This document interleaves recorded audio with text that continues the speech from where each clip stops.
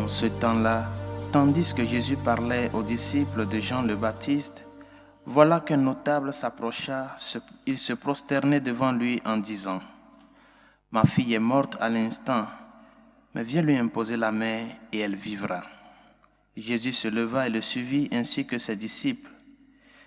Et voici qu'une femme souffrant d'hémorragie depuis 12 ans s'approcha par derrière et toucha la frange de son vêtement, car elle se disait en elle-même : « Si je parviens seulement à toucher son vêtement, je serai sauvée. » Jésus se retourna et la voyant lui dit : « Confiance, ma fille, ta foi t'a sauvée. » Et à l'heure même, la femme fut sauvée. Jésus, arrivé à la maison du notable, vit les joueurs de flûte et la foule qui s'agitait bruyamment. Il dit alors : « Retirez-vous.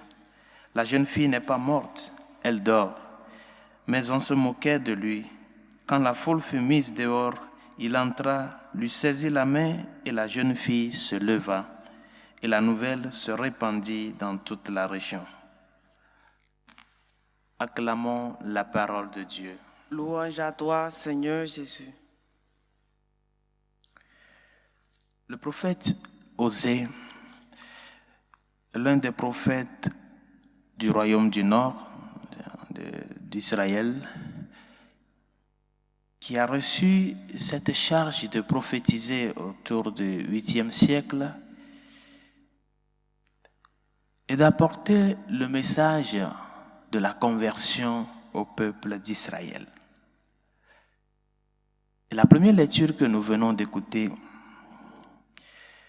nous avons vu que le prophète utilise l'image nuptiale, c'est-à-dire la métaphore nuptiale, pour parler de la relation entre Yahvé et le peuple.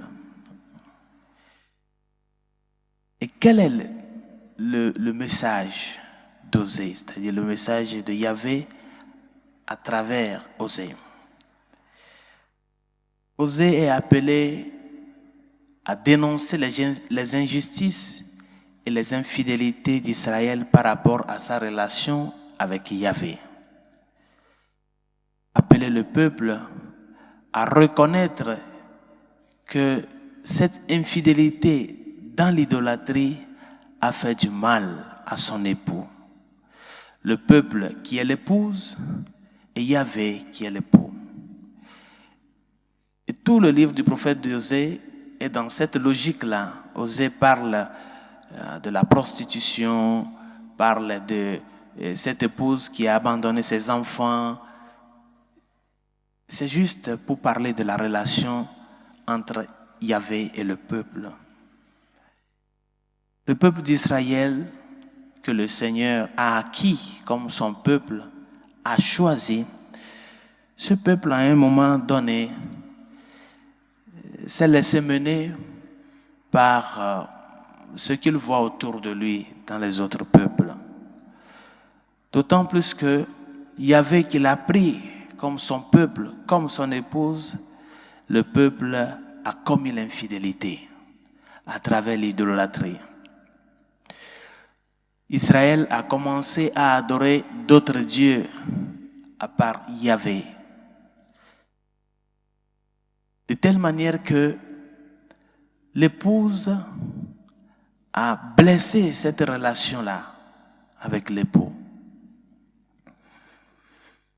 Et la lecture que nous venons d'écouter aujourd'hui vient nous dire quelque chose de très important.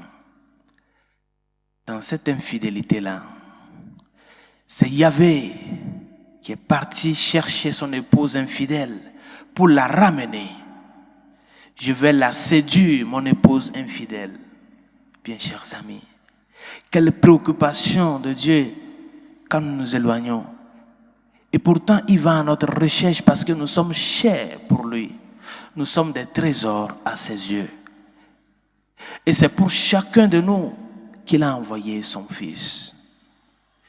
Mon épouse infidèle, je vais la séduire et je vais la mener au désert. Pourquoi au désert? Parce que c'est là que la première relation a commencé. Le premier amour entre Yahvé et Israël a commencé au désert.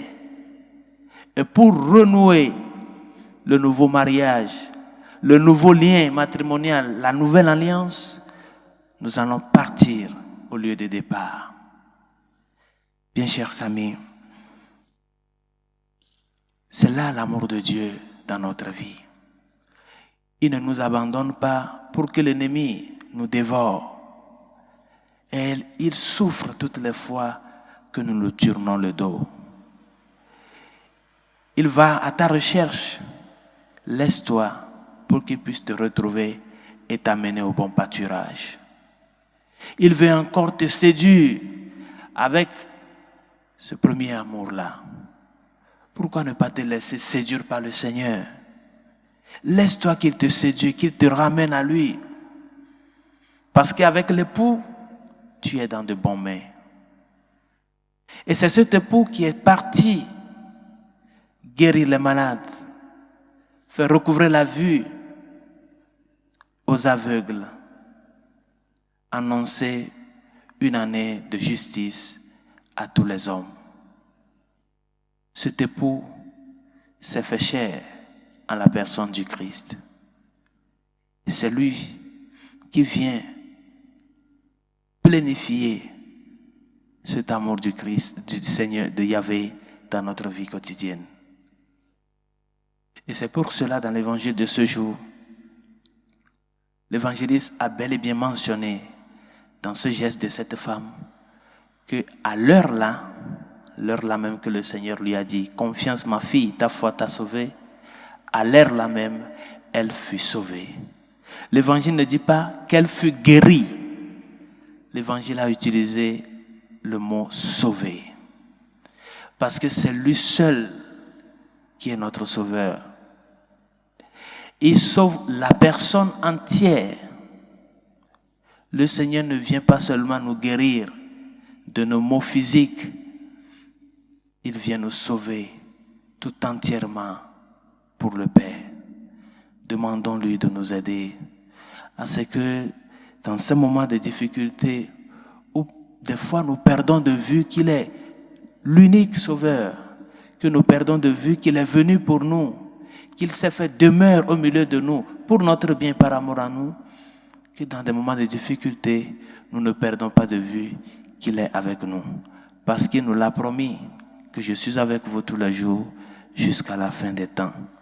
Oui, c'est lui l'époux qui vient te dire, oui, je le sais, tu as été infidèle, mais je veux te recouvrer. Je veux recommencer une nouvelle relation avec toi. Je sais que tu as commis ce mal-là, mais reviens à moi. C'est ça. Et toutes les fois que nous laissons que le Seigneur nous mène à lui, nous sommes en train de redécouvrir la grandeur de son amour et de sa miséricorde dans notre vie. Que sa grâce nous aide et que sa miséricorde nous réconforte.